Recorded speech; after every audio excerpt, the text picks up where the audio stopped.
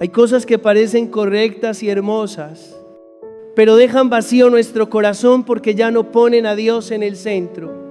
Cuando el yo ocupa su lugar, aunque estemos atareados, tengamos éxito o mostremos una piedad exterior, el interior sigue cansado y desorientado. Solo cuando nos atrevemos a devolver a Dios el primer lugar, la vida deja de estar en caos, el corazón halla paz y la persona se mantiene firme desde dentro.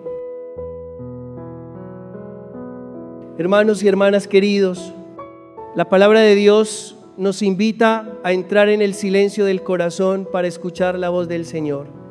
Hay verdades que no adulan ni complacen, sino que nos despiertan como una campana en la niebla de la mañana.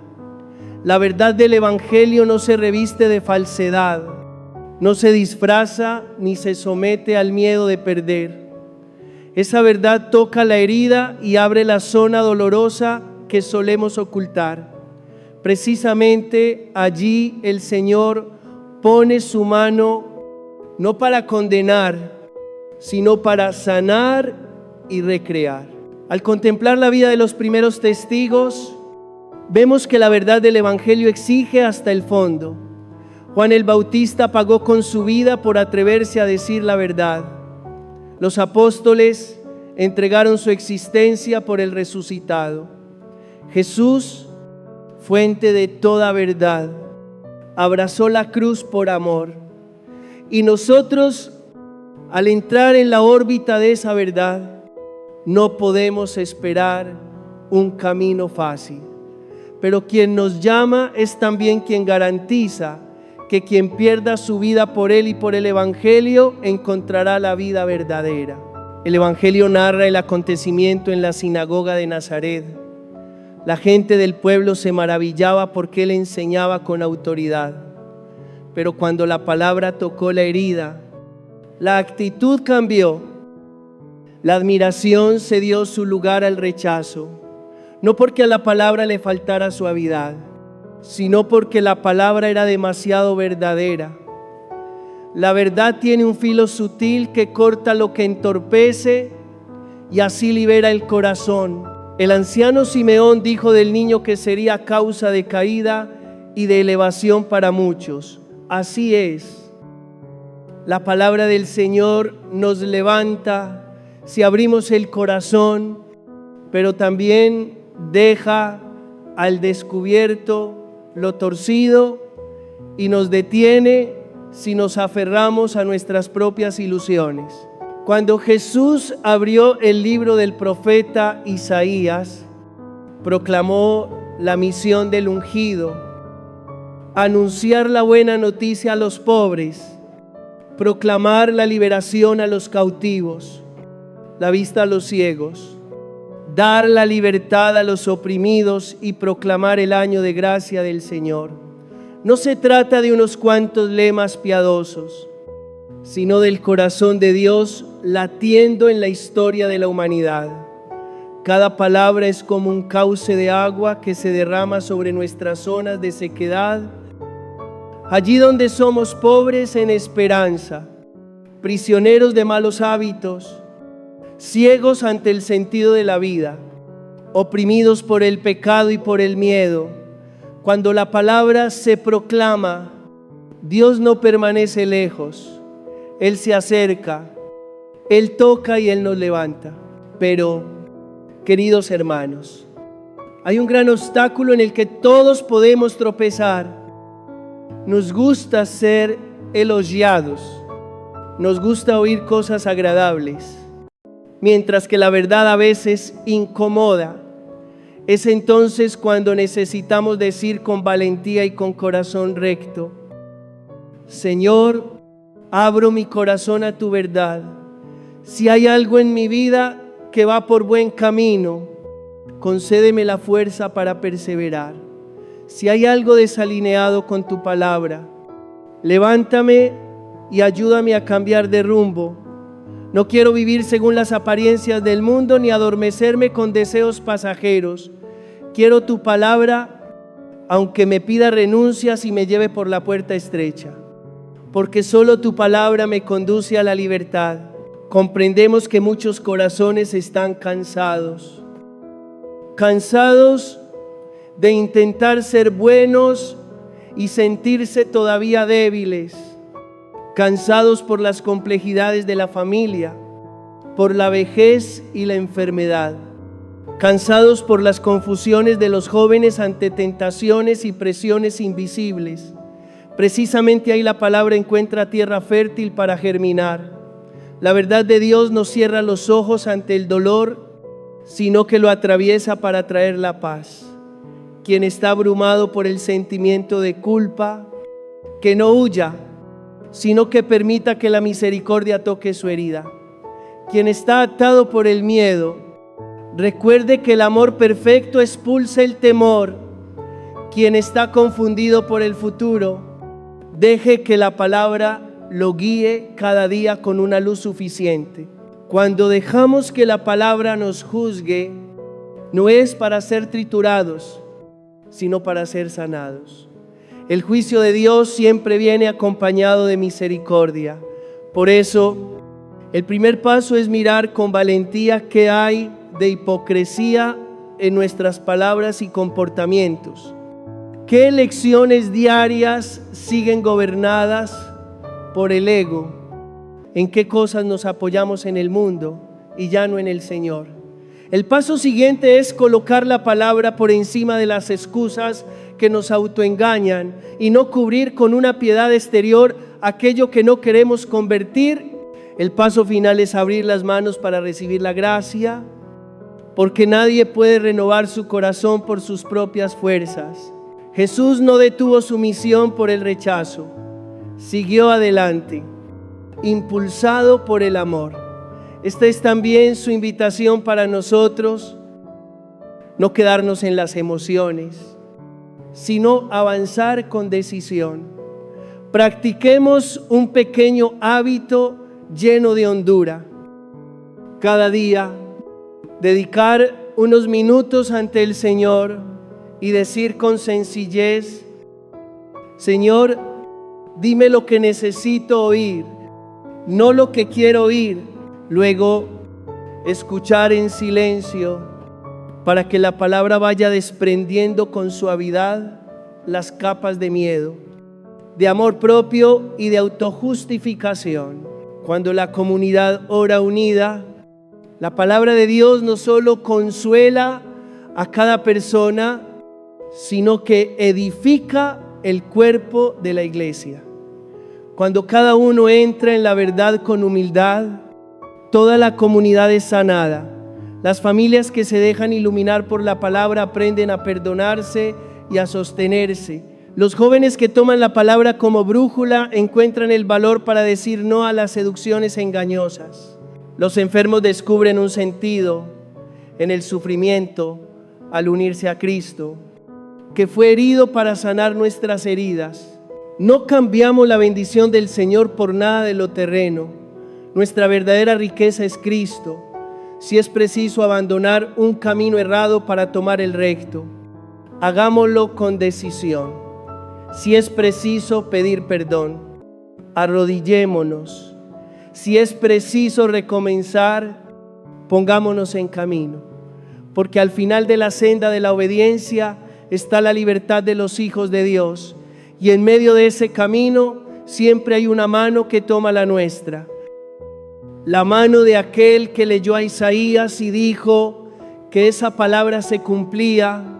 Él sigue cumpliéndola en nuestra vida hoy, cuando abrimos el corazón para que la verdad se convierta en fuente de sanación. Hermanos y hermanas queridos, en continuidad con la misión del ungido, comprendemos que esa misión no se detiene en Jesús como un acontecimiento pasado, sino que sigue viva en el cuerpo de la iglesia. Él es el ungido y la iglesia ha recibido el encargo de prolongar la encarnación en medio del mundo, enseñar con la verdad, sanar con la misericordia, liberar con el poder de la gracia. Si a veces se confunde el papel de la iglesia con estructuras terrenas, es precisamente entonces cuando debemos volver a la fuente para recordar que la finalidad de la iglesia es conducir las almas a la gloria eterna y no construir un paraíso mundano según los criterios del mundo. Hubo momentos en que los compatriotas de Jesús se quedaron desconcertados y admirados porque su palabra tenía autoridad. Pero cuando la palabra tocó la herida, cerraron el corazón y exigieron signos a su medida. Un profeta es difícilmente aceptado en su tierra porque la gente cree que ya lo ha entendido todo, que ya lo conoce todo. También nosotros podemos ser así cuando nos acercamos a la iglesia por curiosidad, por costumbre o para satisfacer la mente, pero sin deseo de conversión. Entonces faltan los milagros. No porque Dios sea impotente, sino porque el corazón se cierra. La iglesia no es un estado, no es una organización política ni un club cultural. La iglesia es sacramento de salvación, lugar donde fluye la gracia para que el ser humano encuentre a Dios. Por eso hemos de estar vigilantes ante tentaciones muy sutiles. La tendencia a creer solo en la capacidad puramente humana, soñando que la inteligencia y el esfuerzo propios pueden resolver todos los problemas de la sociedad, la tendencia materialista que convierte el dinero, el placer y el poder en el centro, la tendencia secularizadora que identifica la finalidad de la iglesia con proyectos temporales. Esas tentaciones parecen razonables y eficaces, pero erosionan la dimensión sobrenatural y desdibujan el papel decisivo de la gracia. Sin el Señor no podemos hacer nada que dé la vida eterna. Es la gracia. En efecto, la fuente que transforma el corazón, sana las heridas invisibles y devuelve la libertad a quienes están encadenados por el pecado y el miedo. Por eso se nos invita a buscar primero el reino de Dios, para que todo lo demás ocupe su lugar. Cuando Dios está en el centro, el trabajo, el estudio, los negocios y el servicio social encuentran su sentido. Cuando el yo ocupa el trono, cualquier esfuerzo, por brillante que sea por fuera, se vuelve vacío por dentro. Otra tentación que se cuela fácilmente en la vida de fe es un cristianismo diluido, un estilo de moral que entroniza la propia emoción y toma la comodidad del yo como medida de la verdad. Suena tolerante y suave, pero en realidad relega a Dios a los márgenes y trueca el centro de la fe. Podemos pronunciar palabras hermosas y vestir ropajes de piedad, pero si todo no converge en la gloria de Dios, no pasa de ser un envoltorio. La iglesia no debe amoldarse al gusto del momento, sino ser fiel al Evangelio, aunque ello exija decir palabras que no halagan el oído. Entonces, ¿qué debemos hacer para no caer en la ilusión? Ante todo, cultivar el examen de conciencia a la luz de la palabra de Dios. ¿Qué hay en nuestras elecciones, en nuestros hábitos, en nuestro modo de consumir y en el uso de la tecnología que está guiado más por el mundo que por el Evangelio? Luego pedir el don del discernimiento para reconocer qué voz viene del Espíritu de la verdad y cuál pertenece solo a la pasión, al amor propio y a la ambición. Finalmente, tener la valentía de cortar los vínculos que nos quitan libertad, un entretenimiento que nos reseca, una relación que nos aleja de Dios, un modo de pensar que desprecia la vida de oración. La verdad libera, pero no libera adulando al yo, sino reordenándolo todo. Primero Dios, luego el alma, y después todo lo demás. Cuando la iglesia es fiel a este orden, su misión de enseñar se vuelve luz para la conciencia. Su misión de sanar se convierte en bálsamo para los cansados. Su misión de liberar se convierte en una puerta abierta para quienes están encadenados por vicios, adicciones y esclavitudes interiores. Y en medio del mundo, la iglesia sigue siendo el lugar donde el ser humano es reconducido a las fuentes de la gracia por los sacramentos, por la palabra proclamada y por la comunión del pueblo de Dios. Quizá alguien diga que todo esto está lejos de la realidad. Sin embargo, precisamente cuando dejamos que la gracia sea el principio primero, adquirimos verdadera capacidad de obrar con eficacia en medio del mundo. El padre y la madre que cumplen su deber en silencio, sin esperar aplausos. El joven fiel a la verdad en el ambiente escolar. El enfermo que une su dolor a la cruz. El trabajador honesto entre mil tentaciones de fraude. Todo eso, cuando se realiza por la gloria de Dios, se convierte en semilla de transformación profunda para la sociedad. Y para vivir así, hemos de entrar con humildad en la escuela del Espíritu.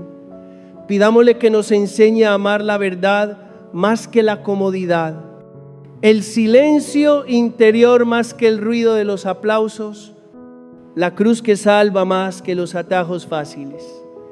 Cuando pasemos por la sequedad, no pensemos enseguida que Dios se ha alejado. En esas ausencias aparentes, Él está purificando el corazón para hacerse un lugar.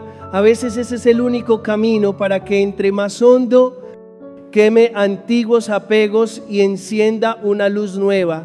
La iglesia solo es fiel a Cristo cuando no transige con discursos que rebajan el valor espiritual del ser humano. Una sociedad que idolatra la materia coloca el alma en un segundo plano.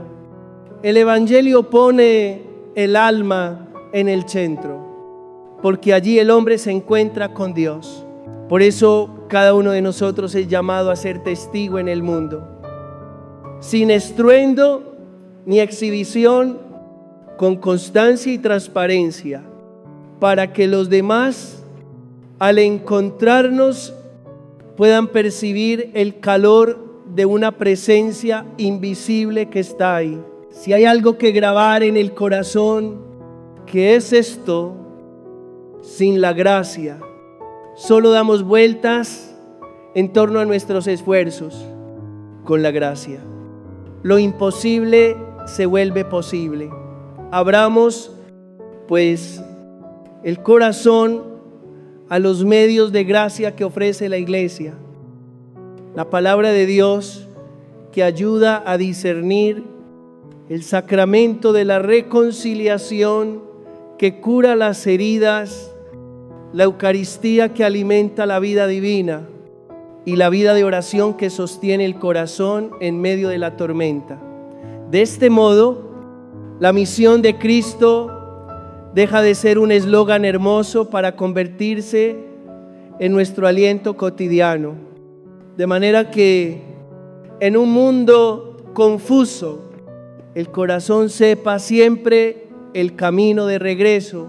Hermanos y hermanas queridos, cuando Dios está verdaderamente en el centro, todo movimiento de nuestra vida encuentra dirección y propósito.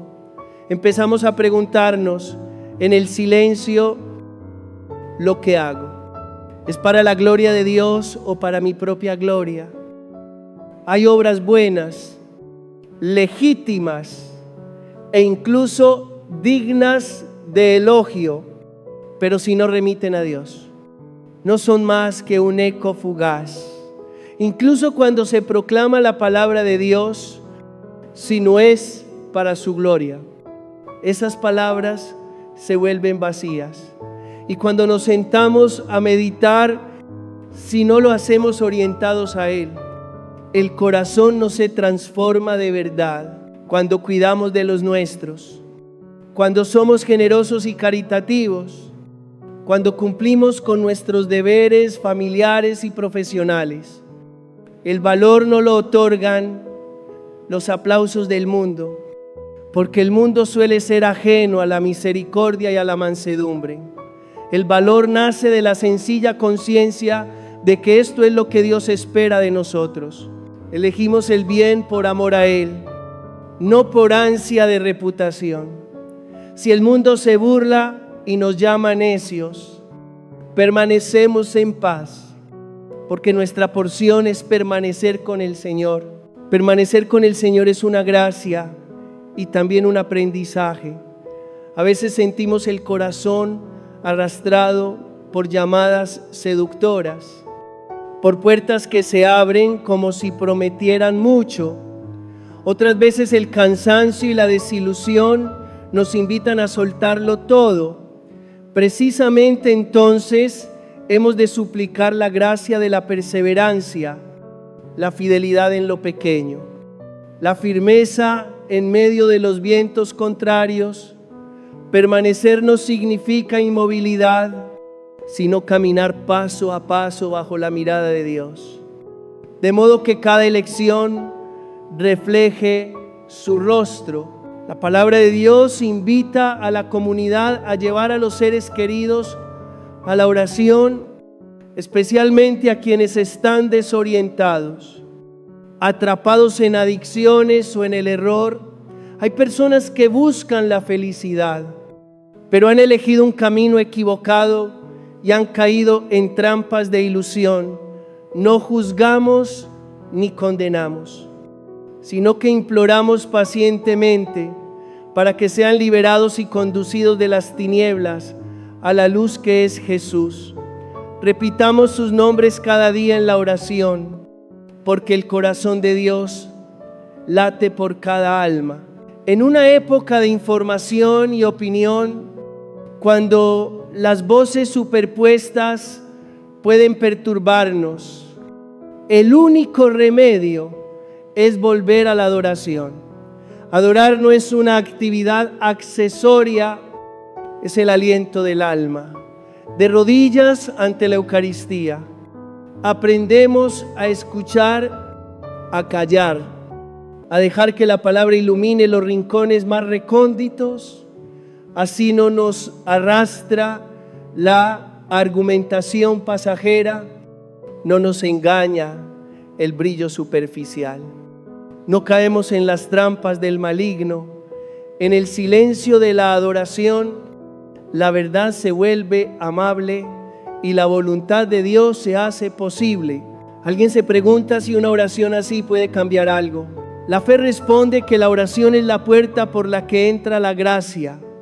Cuando la gracia toca, el corazón se moldea, la voluntad se fortalece y las relaciones se sanan. Los padres encuentran un lenguaje tierno para hablar con sus hijos. Los jóvenes reciben el valor para rechazar el camino fácil. Los enfermos saborean la presencia suave del Señor en cada respiración. La oración no sustituye la acción, la transforma, para que todo lo que hacemos resplandezca con otra luz, con Dios en el centro. Aprendemos también a acoger con humildad pérdidas y malentendidos. A veces nos juzgan mal, a veces no se reconocen nuestros esfuerzos. Sin embargo, a los ojos de Dios, todo lo pequeño tiene valor eterno si se hace por amor. La constancia en lo que nadie ve edifica una casa sólida por dentro. Una oración repetida en secreto, un sacrificio escondido, un momento en que contenemos la ira, un apretón de manos que perdona, un regreso al sacramento de la reconciliación. Todo ello son ladrillos puestos en los cimientos de una vida nueva. La Iglesia nos recuerda además que no temamos esos intervalos en que parece que Dios calla. Muchas veces la única manera de que Él entre más hondo es hacernos gustar la ausencia, para que dejemos de aferrarnos a lo accesorio. En el desierto interior nos enseña a beber del manantial escondido, a distinguir la llamada de la verdad del susurro de la tentación tras atravesar el desierto. Miramos atrás y descubrimos que el corazón ha sido purificado para amar a Dios por Él mismo y no por los dones que lo acompañan. Si desean saber cómo mantener a Dios en el centro, hay un camino manso y muy concreto. Comenzar la jornada con una ofrenda sencilla. Señor, que todo lo que hoy piense, diga y haga así para tu gloria. Durante el día, detenerse por un instante varias veces y pronunciar en los secretos su nombre como un hilo que impide que el alma se enrede. Al final del día, sentarse junto al Señor para recoger cada pequeña alegría y cada pequeña caída y entregárselas. Poco a poco, el orden interior se recompone y reconocemos que Él nos guía con mano suave. Al concluir, encomendemos como comunidad todas las cosas al corazón manso y tierno de la Virgen María. Ella comprende las inquietudes de los padres, de los jóvenes, de los enfermos, de los ancianos y de quienes luchan por el sustento. Que nos enseñe a mantener a Dios en el centro, a adorar y amar, a perseverar en la prueba, que arrope a los extraviados, levante a los que caen y seque las lágrimas de los solitarios. Jesús Eucaristía, te adoramos. Concédenos la gracia de permanecer contigo, la conversión sincera, la sanación de ataduras profundas y la libertad de los hijos de Dios. Concede a nuestras familias ponerte en el centro para que cada elección, cada sacrificio y cada propósito se orienten a tu gloria. Que la luz de tu palabra nos conduzca por la noche y tu paz custodie nuestras mentes y corazones en toda circunstancia. Amén.